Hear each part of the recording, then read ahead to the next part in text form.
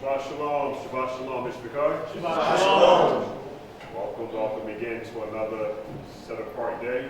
The Father's brought us together once again, actually now, to bring us in shalom, peace, love, and happiness. And I pray that everybody is in that mode of peace, love, happiness, and joy. Everybody's good. Hallelujah. Hallelujah. Very good. I just want to start off by giving all the thanks to the Father for all the great things that He's done for me over the weeks. I could never pay the Father back for all the great things that He's done for me forever in His mercy. I mean, I can never just do enough for the Father. So I'm just always thankful for everything that He's done for me. So again, I'm forever in the Father's debt. Took me to Jersey and back safe and sound. Hustled the highway, and I say tons. I mean, tons of accidents out there, cars spinning out. Father, they listen, you know what, just keep your eyes open, stop when I needed to stop. Took me there, brought me back, so once again, I'm back amongst family. Hallelujah.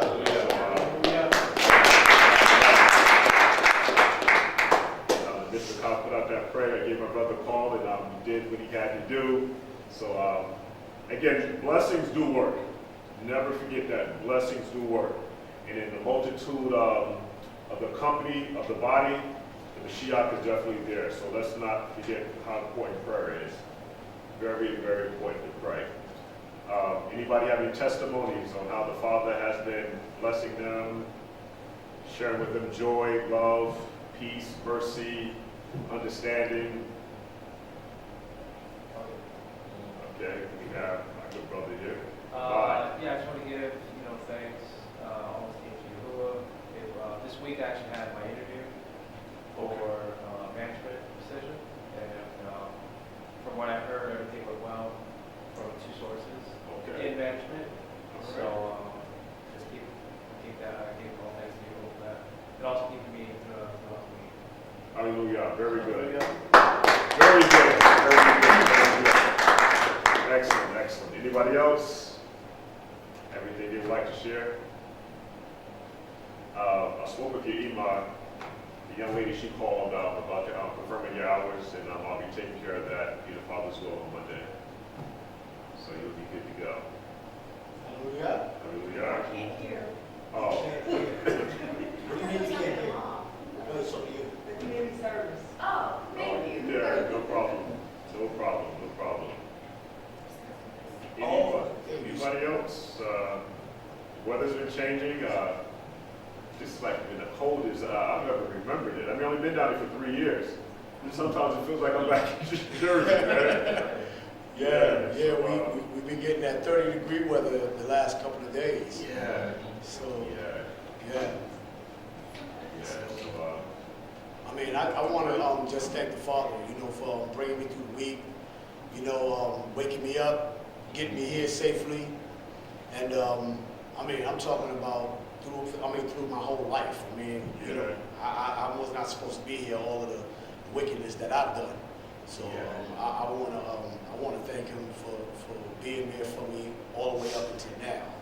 Wow. It's not even about the week, it's about the whole, the whole walk of life, bringing me to where I am now. I want to give Him thanks for that. All the steam and honor go to Him. Well, hallelujah. Hallelujah.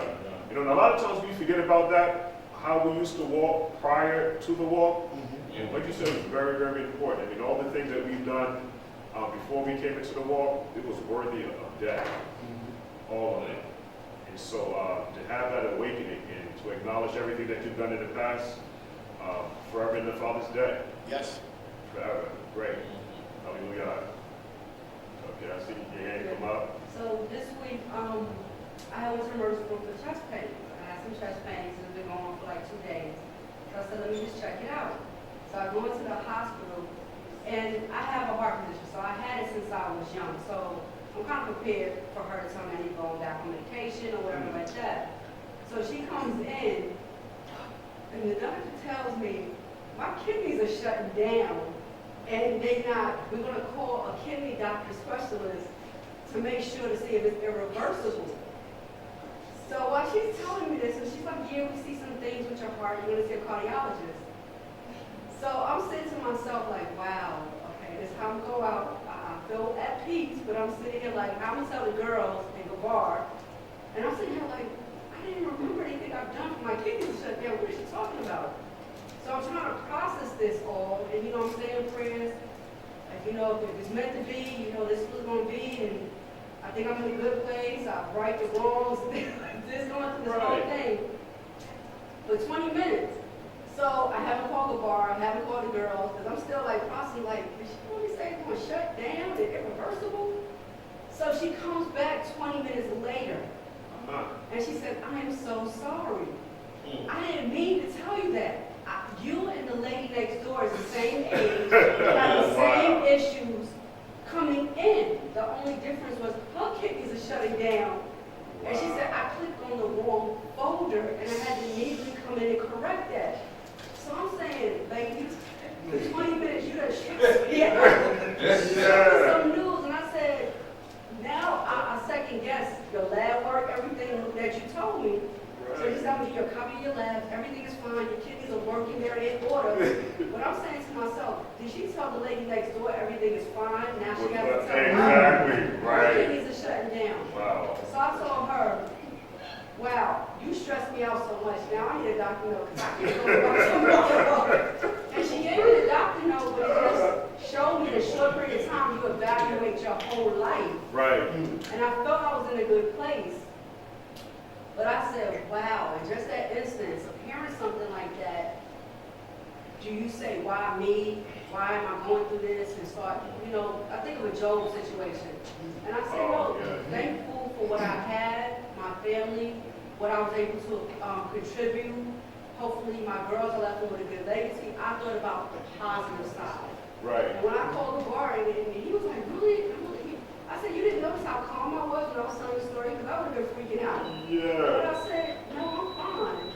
But I questioned the doctor because I felt sorry for the lady next door. Did she tell her everything is fine and have to go back? And I told her it's not. So I said, in instance, he can take us out, anything can happen. Because she was like, oh, it's a good thing you came to the emergency room, we checked this out. We wouldn't have caught this. I'm saying, like, I haven't done anything. You get these to shut down. And she's still talking, but throughout the whole time when she came back, she just kept apologizing. When she released me, she was apologizing. But I gave the feedback. A day later, they called you, how was your experience? And I told her the doctor bedside manner was horrible for her not to double check a folder. Right. That's news that you don't tell somebody and then walk out. Exactly. She was like, is somebody coming to take you home? I know it's a lot to process. I'm sitting here like, my husband's coming, and I'm still like in shock. But I just saw that whole experience was horrible, even though I'm okay, but to have somebody go through that for 20 minutes, and I was sitting there like, I don't know how I'm telling this, okay? Process, wow. Wow, So I just thank Yahuah, and I'm here, still able to do what I need to do, give me the strength to deal with what I need to do, but just being thankful and knowing if it was my time, I feel good that I'm in a good place. Yeah, hallelujah, hallelujah. And I guess that's what we all have to look at. Especially, the younger crowd has to also look at it that way too, is that tomorrow is not promised. It's really not promised. And as we get older, you don't feel immortal anymore. Sometimes, when it's time to get up to go to work, I get up, I sit at the edge of the bed, and I think about it, Wow, 5 more minutes. And so with the pains and things like that you had when you were younger, you was able to get over those things, no problem. But now all of a sudden, it may take a little bit longer for that pain to subside a little bit. So let's not, again, take things for granted, like you said. Anything can happen, and you just want to make sure that you're always at peace. Because you don't want to commit a whole lot of sin and hell and evil in your life. And then now you get this disturbing news. Now you want to make amends and say, Father, forgive me. So that's not how Scripture works. So that was a good testimony. We need to give you rules of praise.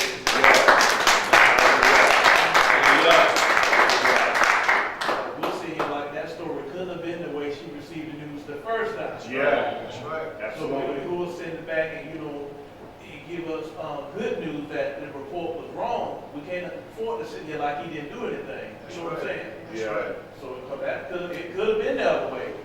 So we're thankful and give you all praise.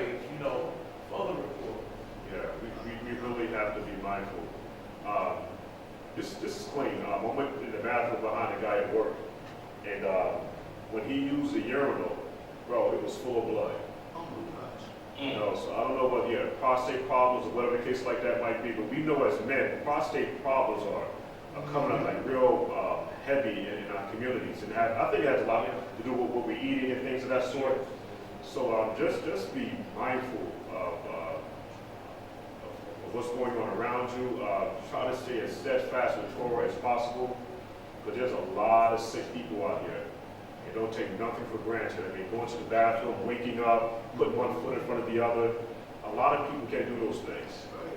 They really can't do them. I mean, they can't even clean themselves and things of that sort. So always be mindful of every single thing that the Father does for you. Just say to God for everything. And also on top of that, you know, as black men, we have a habit of not wanting to get checked for certain things. Yeah. And in our community, you know, certain things are just, like you said, is prominent. And so when we become of that age where you get this age, you need to get checked out for this, you need to get checked for that. A lot of times we don't, and a lot of our men in our community have died, and by the time they checked, it was too late because they waited 15, 20, 25 years past the time when they should have got checked, and it's something that could have been corrected.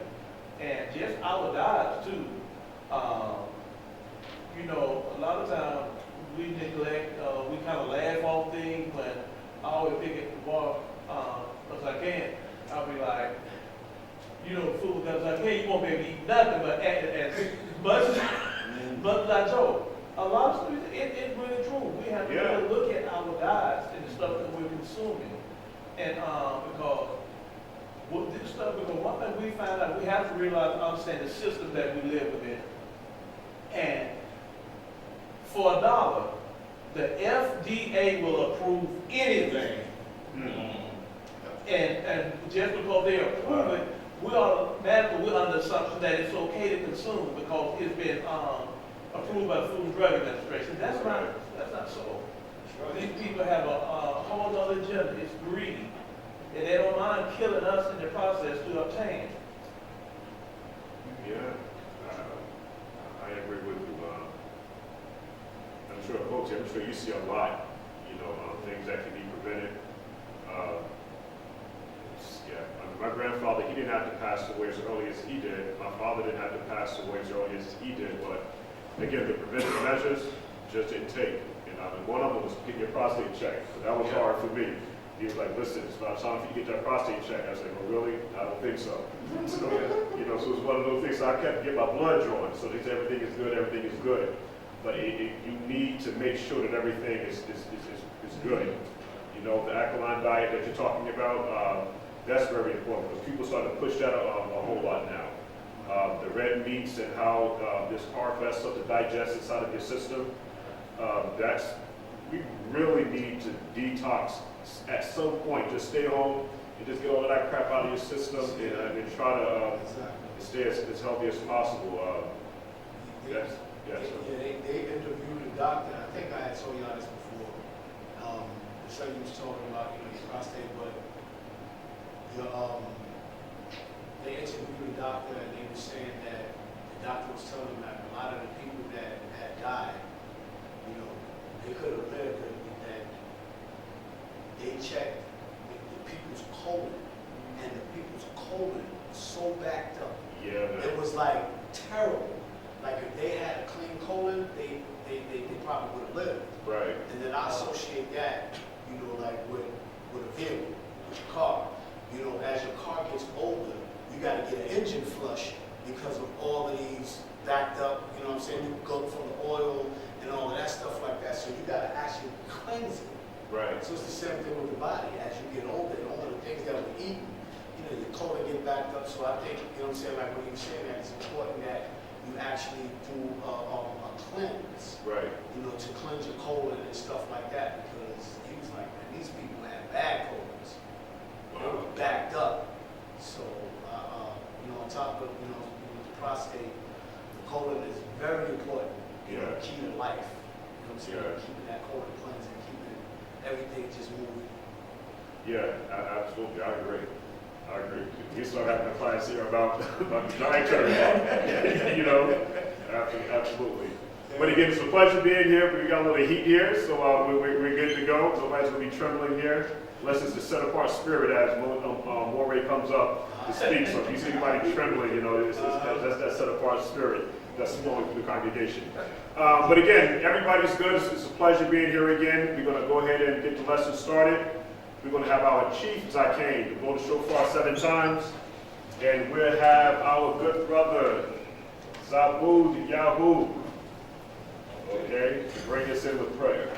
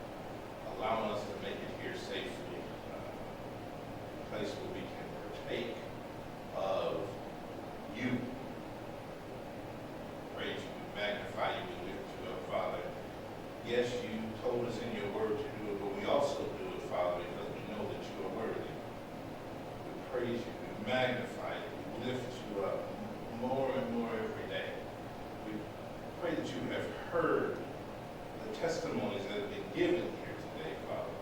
It only testifies of your goodness, even in the midst of chaos. We have so many things where people are trying to kill us off and trying to do other things. You're still keeping us. And when they give us bad news, you're able to change it, Father. And if the lady hadn't mixed it up, then guess what, Father? You were able to deal with that anyway. Just as you did for so many of us. We have testimonies saying, Father, of all the sin and evil that we have done for ever since we've been born. How you've forgiven us for those things. And you've given us a second chance. Like someone said, God of a second chance, or you will a second chance, we say. We thank you, Father, for all these things that are going on throughout this world. It's just testimony that your return is near. And so we praise you, we thank you for that. And we look forward to your coming, Father. We pray that you look in upon each and every brother and sister that is in the Israelite faith, Father. That understand who they are. And that they know that this is not a religion, Father, but this is who they are. And yes, we got some people thinking one thing and some people saying some other thing, but the underlying thing that binds us together is you. So we thank you for that. We thank you for those who try to make it and could not.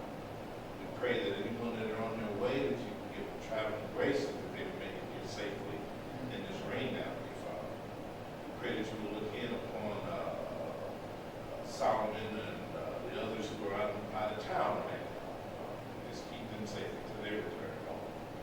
We praise, we magnify, and we eagerly partake and humbly partake, Father, of this meal that you are about to give us, Father.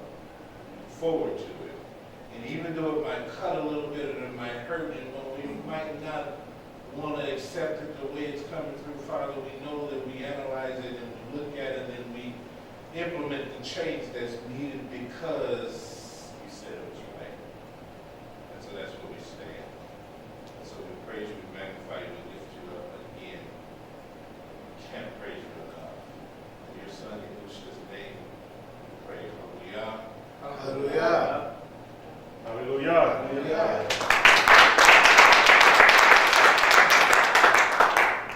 Okay, Mr. McCall, without further ado, we're going to have our executive Moray Yahuah, come up and do what he do. In the name of the Father, the Son, set apart spirit. Hallelujah. Hallelujah.